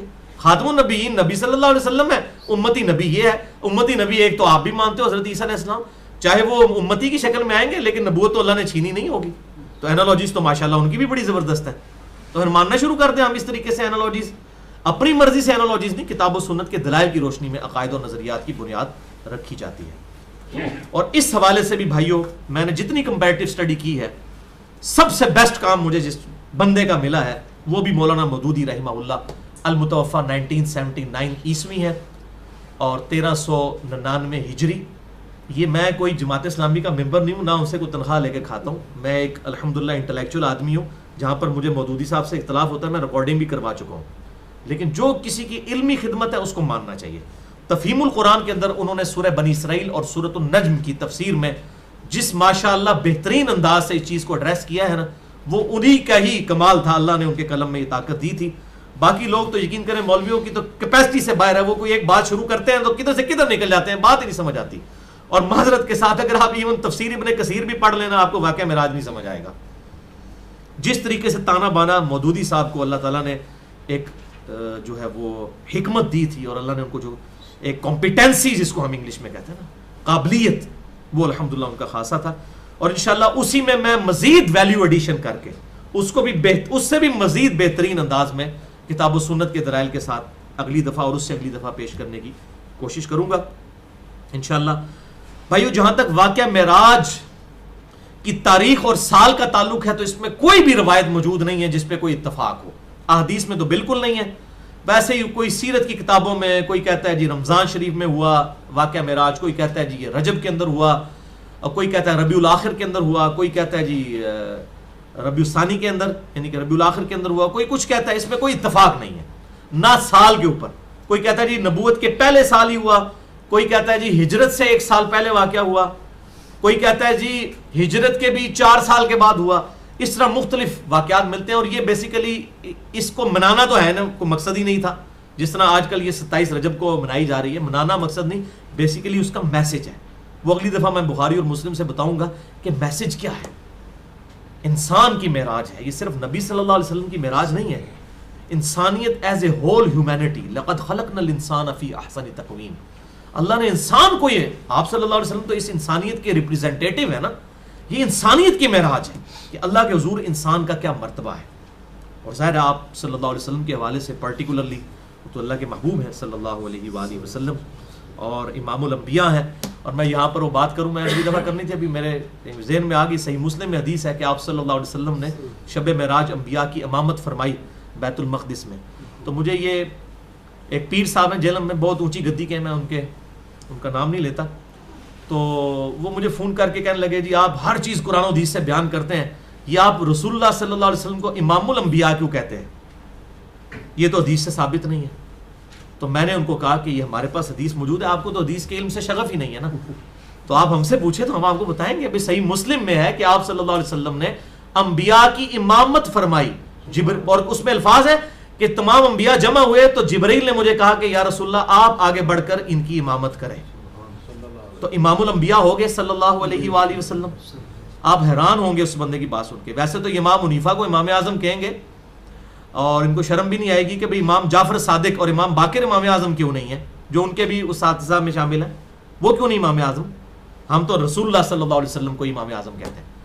تو کہنے لگے جی یہ تو امامت ثابت ہوئی، امام الانبیاء ہونا تو ثابت نہیں ہوا. وہی بات ہے جناب، یہ تو اسی طریقے سے ہے کہ جی قرآن میں تو یہ ثابت ہوا کہ ماں باپ کو اف تک مت کو، یہ تو ثابت نہیں ہوا کہ گالی گلوچ اور مار داڑ نہیں کر سکتے. خدا کے لیے بالکل واضح ہے امام الانبیاء. امامت کون؟ صحیح مسلم میں جو شرائط ہے امامت کی، اس میں آیا ہے کہ جس کے پاس سب سے زیادہ قرآن کا علم ہو وہ امامت کروائے گا. قرآن کے علم میں بھی برابر ہو، پھر سنت کا علم دیکھو، سنت کے علم میں بھی برابر ہو، پھر عمر دیکھو. تو رسول اللہ علیہ وسلم کی تو عمر بھی سب سے چھوٹی تھی، حالانکہ بڑی عمر کے بندے کو امامت، حضرت ابراہیم کو امامت کرنی چاہیے تھی. تو اس کا مطلب ہے جس کی فضیلت تھی اسی کو امامت کے لیے آگے کیا گیا. یہ امپلائڈ ہے اس کے اندر. لیکن مسئلہ یہ ہے کہ اب ہمیں ان سو کالڈ عاشقان رسول کے سامنے رسول اللہ کا دفاع ہمیں کرنا پڑتا ہے، جو ٹھیکیدار بنے ہوئے ہیں میلاد کروا کر، اور ہمیں ابلیس اور پتہ نہیں کیا کچھ کہتے ہیں. اصل میں تو خود ابلیس کے ہتھے چڑھے ہیں کہ رسول اللہ کی امامت کو چھوڑ کے یہ بزرگ اور بابوں کے پیچھے چلے ہوئے ہیں. اصل میں تو خود یہ ابلیس کے پیروکار تو یہ لوگ بنے ہوئے ہیں. ہم تو الحمدللہ کتاب و سنت کے اس منہج کے اوپر ہیں جس پر نبی صلی اللہ علیہ وسلم صحابہ کو چھوڑ کر گئے تھے. ہم آج بھی وہی باتیں کرتے ہیں، اللہ رسول اللہ رسول اللہ رسول عز و جل و صلی اللہ علیہ وسلم اور اجماع امت، اس کو لے کے چلتے ہیں الحمدللہ. تو یہ میں نے یہاں پر اس حوالے سے بات کر دی تاکہ اس میں کوئی ایمبیگوٹی باقی نہ رہے. اب آخر میں آپ وہ نکال لیجئے 5 آیات یہ کور کریں اور انشاءاللہ اپنی گفتگو پر کنکلوڈ کریں. اپنا یہ ریفرنس پیج نکال لیجئے. اب آپ کو انشاءاللہ یہ ساری چیزیں سمجھ آئیں گی اتنی تمہید کے بعد. پہلا ریفرنس ہے سورۃ الاسراء یعنی سورہ بنی اسرائیل، جس میں الاسراء زمینی سفر کا ذکر ہے. آیت نمبر 1 میں اعوذ باللہ من الشیطان الرجیم بسم اللہ الرحمن الرحیم سبحان الذی اسرا بعبدہ لیلا من المسجد الحرام الی المسجد الاقصی پاک ہے وہ ذات جو راتوں رات لے گئی اپنے بندہ خاص کو مسجد الحرام سے ایک دور کی مسجد تک، یعنی بیت المقدس، الذی بارکنا حولہ، وہ ایسی جگہ ہے بیت المقدس کی جس کی ہم نے ارد گرد برکتیں رکھی ہیں۔ برکتیں کیا ہیں؟ زمین بڑی زرخیز ہے، اس کے علاوہ 4000 انبیاء کی قبریں وہاں پر موجود ہیں۔ انبیاء کا مسکن، ابراہیم علیہ السلام کا مسکن ہے شام کی سرزمین یروشلم۔ لِنُرِيَهُ مِنْ آیاتنا، تاکہ ہم اپنی نشانیاں اس کو قدرت کی دکھائیں، بڑی بڑی نشانیاں۔ إِنَّهُ هُوَ السَّمِيعُ الْبَصِيرُ، بے شک وہ اللہ وہی تو ہے سننے والا اور دیکھنے والا۔ تو اب دیکھیں اللہ تعالیٰ نے اس کا آغاز ہی کیا ہے سبحان الذی، اللہ پاک ہے ہر عیب سے۔ یعنی انسان تو یہ سوچ سکتا ہے کہ یہ رات کے قلیل سے عرصے میں کتنا لمبا سفر کیسے ہو سکتا ہے، یہ اللہ کو پاکی ہے، اللہ کے لیے کوئی مشکل کام نہیں ہے، اور اپنے بندے کو فزیکلی لے گیا۔ اسراء کا لفظ سورہ الدخان آیت نمبر 23، فَأَسْرِ بِعِبَادِي لَيْلًا إِنَّكُمْ مُتَّبَعُونَ، اے موسیٰ رات کے وقت میرے بندوں کو لے کر نکلو، یہ فرعونی تمہارا پیچھا کریں گے۔ تو وہ فزیکلی لے کر نکلے تھے، نہ کہ روحانی طور پر، تو یہ اسراء کا لفظ بھی آ گیا اس میں۔ بھائیو، مسجد اقصی کا مطلب ہے دور کی مسجد۔ یہ مسجد اقصی تو حضور کے زمانے میں موجود نہیں تھی صلی اللہ علیہ وسلم، بیت المقدس ہی سے کہا جاتا تھا، یروشلم۔ یہ مسجد اقصی بعد میں بنائی گئی ہے۔ اقصی عربی میں کہتے ہیں، لغت کے معنوں میں ہے کہ دور کی مسجد۔ تو مسجد الحرام سے اس کا فاصلہ زمینی سفر 2000 کلومیٹر بنتا ہے، اور ایریل ڈسٹنس ہوائی جہاز کا سفر بھی 1200 کلومیٹر بنتا ہے۔ اتنا بڑا سفر ایک رات میں، اور وہاں سے پھر آسمانوں تک۔ یہ تو اللہ تعالیٰ کی طرف سے خاص معجزہ تھا، کوئی امیجن نہیں کر سکتا اس چیز کو۔ تو یہ بیت المقدس تک لے جایا گیا آپ صلی اللہ علیہ وسلم کو، اور وہاں سے سدرۃ المنتہا تک۔ سدرۃ المنتہا والا جو سفر ہے اس کا ذکر سورۃ النجم کے اندر موجود ہے۔ یہ جو ذکر ہے یہاں پر یہ ہے الاسراء کا، زمینی سفر کا۔ مسجد اقصی سیدنا عمر فاروق رضی اللہ تعالیٰ عنہ نے جب یروشلم فتح کیا، شام، رومن امپائر گر گئی اور یہ شام بھی فتح ہوا، تو سیدنا عمر فاروق رضی اللہ تعالیٰ عنہ قربان جائیں، انہوں نے اپنے مبارک ہاتھوں سے جا کر یروشلم کی صفائی کی، جھاڑو پھیری، اور باقی صاحب بھی آپ کے ساتھ شامل ہوئے کہ یہ ہمارے نبی صلی اللہ علیہ وسلم کے معراج جانے کی یہ جگہ ہے۔ اور وہاں پر انہوں نے ایک پریئر ہال اس وقت قائم کر دیا، اس کو مسجد اقصی کا نام دیا گیا۔ اور بعد میں خلیفہ جو تھا، اموی خلیفہ ولید بن عبد الملک بن مروان جو تھا، اور اس نے شروع کروایا، اس کے بیٹے ولید بن عبد الملک کے دور میں آپ صلی اللہ علیہ وسلم کی وفات کے تقریباً 70-80 سال کے بعد یہ مسجد اقصی مکمل ہوئی۔ اور یہ ہم جسے عموماً مسجد اقصی کی تصویر سمجھ رہے ہوتے ہیں، وہ مسجد اقصی نہیں ہے۔ جو گولڈن سا ڈوم ہے، وہ ڈوم آف دا راک ہے، یعنی چٹان کے اوپر بنایا گیا گنبد، گنبد صخرہ۔ یہ بھی ولید بن عبد الملک کے دور کے اندر مکمل ہوا تھا، اموی خلیفہ کے۔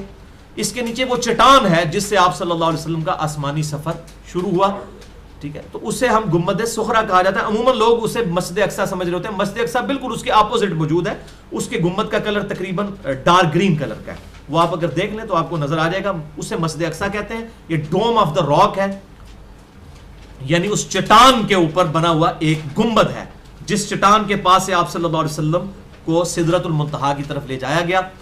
اور یہ اکثر یہ آپ انٹرنیٹ کے اوپر بھی اس چٹان کی بھی تصویر ایک ملتی ہے، کسی چیز کو انہوں نے صحیح نہیں رہنے دیا، اس کے نیچے بھی انہوں نے تصویر کے اندر وہ مٹا کے اس کو کہتے ہیں یہ آج تک ہوا میں ہے۔ وہ پائی واج کوئی نہیں ہے، وہ تصویر کا کمال ہے، وہ زمین کے اوپر ہی ہے پتھر، اس طرح کی چیز کوئی نہیں۔ اللہ تعالیٰ فزیکلی معجزہ، میری زندگی میں تو فزیکل جو معجزہ ہے نا قرآن حکیم کے علاوہ، جو پوری دنیا کے اندر جو ہم کسی کو پریزنٹ کر سکتے ہیں، وہ صرف زمزم ہی ہے۔ باقی ساری چیزیں جس طرح زبردستی دھکے کے ساتھ بنانے کی کوشش کرتے ہیں، معجزہ وہ نہیں ہے، وہ اس کی اوریجنل تصویریں بھی موجود ہیں۔ تو وہ تو آج کل تو آپ تصویر بنائے اور نیچے سے کوئی چیز غائب کر کے کسی بھی چیز کو بندے نو آئی چڑھتا دکھا دو، بے شک، بلکہ ویڈیو بن جاتی ہیں آج کل، نیشنل جغرافی ڈسکوری پہ دکھا رہے ہوتے ہیں لوگوں نے جعلی ویڈیوز، اور بالکل اوریجنل لگ رہی ہوتی ہیں، وہاں پہ بندے اڑ رہے ہیں، جبکہ وہ سارا کیمرے کا کمال ہوتا ہے۔ تو یہ بھی کیمرے کا کمال ہے۔ وہ گنبد صخرہ کے نیچے جو وہ چٹان ہے، وہ زمین کے اوپر، یہ کوئی اٹھی بھی نہیں ہے۔ تو یہاں پر اچھا، اب یہ آپ اس سے اندازہ لگائیں کہ یہ جو فزیکلی ایکسپیرینس تھا، اس پہ عملی تواتر بھی ہمیں مل گیا، یعنی امت مانتی ہے کہ وہاں پہ چٹان ہے، آپ صلی اللہ علیہ وسلم وہاں سے تشریف لے گئے۔ اگر یہ روحانی سفر ہوتا تو اس چٹان کے اوپر تو گنبد بنانے کی ضرورت نہیں تھی۔ یہ پوائنٹ میرا نوٹ کریں، یہ اللہ تعالیٰ نے میرے ذہن میں یہ فامن یہ بات ڈالی، میں نے کہیں پڑھی نہیں ہے، کہ وہ جو چٹان ہے اگر وہ چٹان کوئی فزیکلی ایکسپیرینس نہ ہوتا تو اس چٹان کے اوپر گنبد بنا کے اس کو محفوظ کرنے کی کوئی ضرورت ہی نہیں تھی، کیونکہ آپ خواب میں گئے تو وہ خواب والا معاملہ اگر ہوتا تو اس چٹان کو کیوں سیو کیا ہوا ہے؟ یعنی یہ مسلمانوں کا اس زمانے میں، صحابہ کے زمانے میں بھی یہ عقیدہ تھا کہ یہاں فزیکلی ہمارے پروفٹ تشریف لائیں اور یہاں سے وہ فزیکلی سدرۃ المنتہا تک چلے گئے. یہ اس کی سپورٹیو ہے یہ بات. تو عملی تواتر بھی جاوید احمد غامدی صاحب کے لیے خصوصاً میں کہوں گا وہ عملی تواتر کو بڑا مانتے ہیں، تو امت کا عملی تواتر ہے اس ڈوم آف دی راک کے مسئلے کے اوپر الحمدللہ. تو یہ سارا سفر اللہ تعالیٰ نے طے کروایا. تو مسجد اقصیٰ کی بھی میں نے آپ کو تاریخ اس حوالے سے بتا دی اور مقصد بھی بیان ہو گیا. لِنُرِيَهُ مِنْ آیَاتِنَا، تاکہ اللہ تعالیٰ اپنی قدرت کی نشانیاں دکھائے. وہ نشانیاں کیا کیا تھیں وہ انشاءاللہ اگلی دفعہ بخاری اور مسلم کی احادیث کی روشنی میں ہم ڈسکس کریں گے. لیکن بھائیو یہ معجزہ واقعی پھر فتنہ اور آزمائش بھی بنا. جن لوگوں نے بات نہیں ماننی ہوتی ان کے لیے آزمائش بن جاتا ہے. اور وہی ہے دوسرا ریفرنس سورہ بنی اسرائیل آیت نمبر 60. وَإِذْ قُلْنَا لَكَ إِنَّ رَبَّكَ أَحَاطَ بِالنَّاسِ. اور اے محبوب صلی اللہ علیہ وسلم یاد کرو جب کہ ہم نے تم سے فرمایا تھا کہ بے شک تمہارے رب نے لوگوں کا احاطہ کیا ہوا ہے. وَمَا جَعَلْنَا الرُّؤْيَا الَّتِي أَرَيْنَكَ إِلَّا فِتْنَةً لِلنَّاسِ. اور اے محبوب صلی اللہ علیہ وسلم ہم نے جو آپ کو وہ منظر دکھایا، الرؤیا، جو آپ کو الرؤیا وہ دکھایا، یہ ہم نے بنا دیا لوگوں کے لیے فتنہ، آزمائش. کچھ لوگ مانتے ہیں کچھ نہیں مانتے. ماننے والے ابو بکر صدیق ہیں، نہ ماننے والے ابو جہل اور اس کی پارٹی ہے.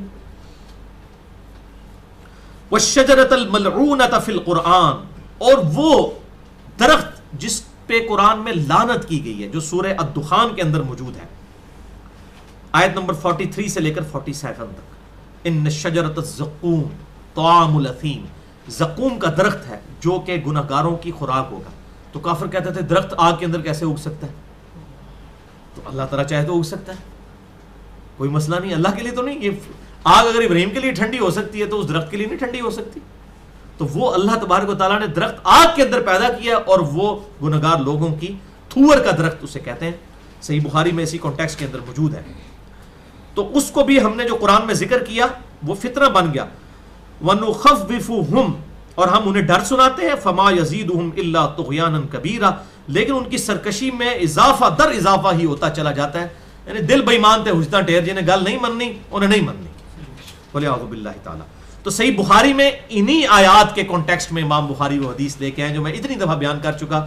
انٹرنیشنل نمبر کے مطابق 4716 امام بخاری ابن عباس کا قول لے کر آئے کہ یہ جو الفاظ ہیں وما جعلنا الرؤیا، رؤیا عربی میں خواب کے لیے بھی لفظ استعمال ہوتا ہے. تو اب صحابی نے اس کی تعریف بھی کر دی اور ابن عباس کا قول 4716 صحیح بخاری میں کہ یہ رؤیا آنکھ کا دیکھنا تھا جو آپ صلی اللہ علیہ وسلم کو اسراء کی رات دکھایا گیا. اور یہ درخت ملعونہ تھور کا درخت ہے. ان شجرۃ الزقوم، زقوم کا درخت جو سورۃ الدخان کے اندر آیا. تو یہ ہم نے اپنی طرف سے تفسیر نہیں کی اس آیت کی، کیونکہ یہ آیت کوٹ کی تھی جاوید احمد غامدی صاحب نے اور کہا تھا الرؤیا کا لفظ جو ہے وہ خواب کے لیے آتا ہے. باقی خواب کے لیے بھی آتا ہے لیکن اس کی تفسیر رؤیا جو ہے وہ ایک فزیکل منظر دیکھنے کے لیے بھی استعمال ہوتا ہے. اور ہم نے اس کے سپورٹ میں صحیح بخاری سے ابن عباس کا قول بھی پیش کر دیا صحیح سند کے ساتھ الحمدللہ. بھائیو اسی قسم کا ایکسپیرینس اللہ تعالیٰ انبیاء کو کرواتا ہے کیونکہ انبیاء کرام نے ایمان کی بھٹی بننا ہوتا ہے جس سے باقی لوگ فیض حاصل کریں. تو انبیاء کا جو ایمان ہے وہ حق الیقین کے لیول پہ ہوتا ہے، تبھی تو لوگوں کو پورے کانفیڈنس اور پیشن کے ساتھ سمجھائیں گے. تو اللہ تعالیٰ انبیاء کو اس طرح کے ایکسپیرینسز کرواتا ہے. سورۃ البقرہ کی آیت نمبر 260 میں اللہ تعالیٰ نے ابراہیم علیہ السلام کو ایک بہت بڑا ایکسپیرینس کروایا. جب انہوں نے کہا کہ تم مردوں کو کیسے زندہ کرے گا تو کہا 4 پرندے پال، اور انہوں نے پالے اور پھر اس کے ٹکڑے ٹکڑے کیے، پہاڑوں پر رکھے، پھر زندہ ہو گئے. تو ابراہیم علیہ السلام کو بھی اللہ تعالیٰ نے اس قسم کے ایکسپیرینسز کروائے اور اسی کا ذکر اگلی سورۃ الانعام کی آیت نمبر 75 آپ کا ریفرنس نمبر 3 ہے. وَكَذَلِكَ نُرِي إِبْرَاهِيمَ مَلَكُوتَ السَّمَاوَاتِ وَالْأَرْضِ، اور بالکل اس طریقے سے ہم نے ابراہیم علیہ السلام کو بھی آسمانوں اور زمین میں اپنی بادشاہی کے جو مناظر تھے وہ دکھائے. ابراہیم علیہ السلام کو اللہ تعالیٰ نے ان کے لیے بھی یہ معجزہ کیا تھا کہ ان کو بھی اللہ تعالیٰ نے کئی ایک نشانیاں دکھائی تھیں. کس لیے؟ وَلِيَكُونَ مِنَ الْمُوقِنِينَ، تاکہ وہ یقین کامل حاصل کرنے والوں میں ابراہیم شامل ہو جائے. تو انبیاء اکرام کو فزیکل ایکسپیرینس کروایا جاتا ہے. صحیح مسلم میں حدیث ہے میں نے ارادہ کیا کہ اللہ سے دعا کروں کہ عذاب قبر تمہیں دکھا دے، سنوا دے، دکھانے کے بھی لباس نہیں، سنوا دے.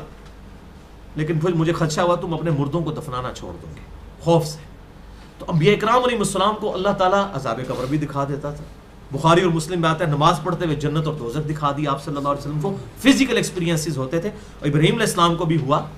اور اس میں وہ امپلائڈ ہے کہ فزیکل فینومینا آف نیچر سے بھی ہمیں بھی ایکسپیرینسز کچھ ہو جاتے ہیں, لیکن ان ڈیپتھ جس طرح آج سائنس کی فیلڈ کے ذریعے ہمیں ڈی این اے کی اسٹرکچر اور جینز کی اسٹرکچر کا پتہ چلا ہے, جس طرح یہ ہمارے ایکسپیرینسز ہوئے ہیں, اللہ تعالیٰ نے کمپنسیشن کر دی ہے صحابہ کرام کو معجزات دکھا کر, اور ہمیں اس طرح کی چیزیں جو صحابہ کو بھی نہیں دکھائی گئی, ہمیں جس طرح کے ایکسپیرینسز اللہ تعالیٰ نے کروا دیے.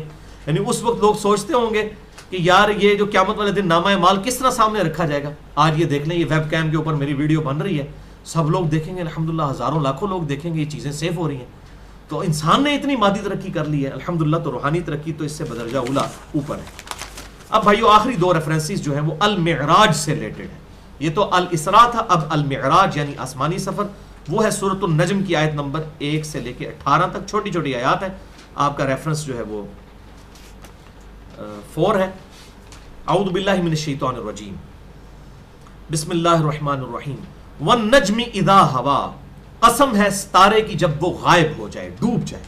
اب یہ بلیک ہولز کا کنسپٹ جو آئنسٹائن کے بعد سامنے آیا, یہ ڈیٹیل طرف ایک چیز ہے, یہاں پر اس کی ڈیٹیل میں نہیں ہم جا سکتے, کہ اللہ تعالیٰ فرماتا ہے مجھے اس چیز کی قسم اس ستارے کی جو کہ غائب ہو جاتا ہے. پوری پوری گلیکسیز بلیک ہولز میں غائب ہو جاتی ہیں.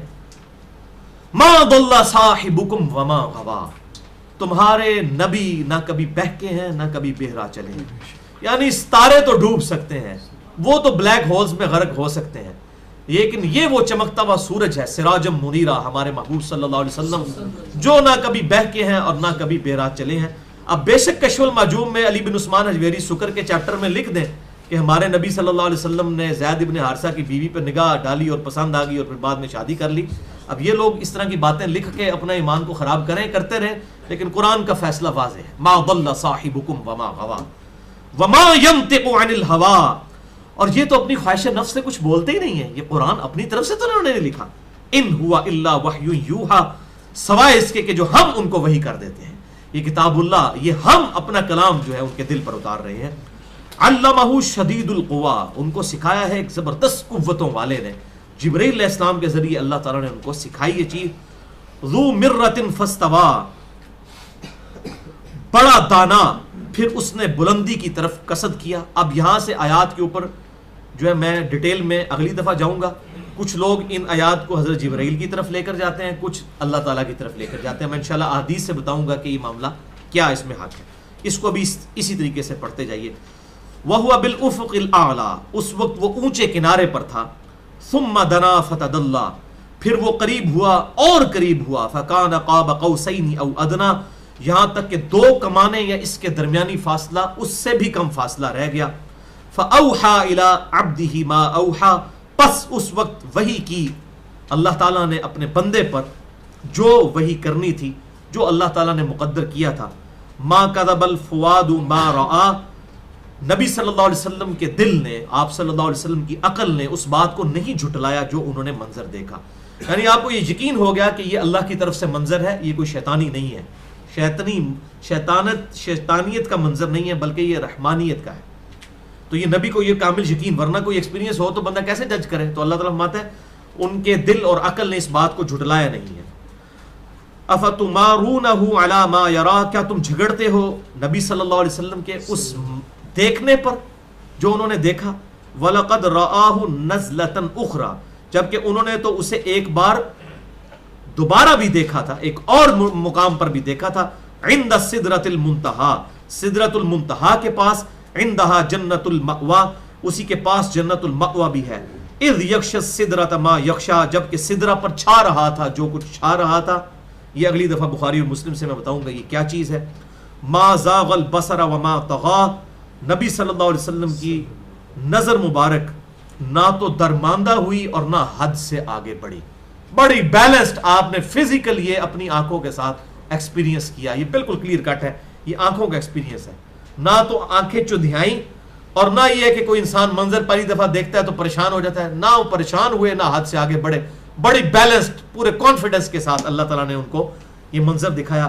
لقد رأى من آیات ربہ الکبریٰ, بے شک اس میں کوئی شک ہی نہیں ہے کہ انہوں نے اپنے رب کی بڑی بڑی نشانیاں دیکھی.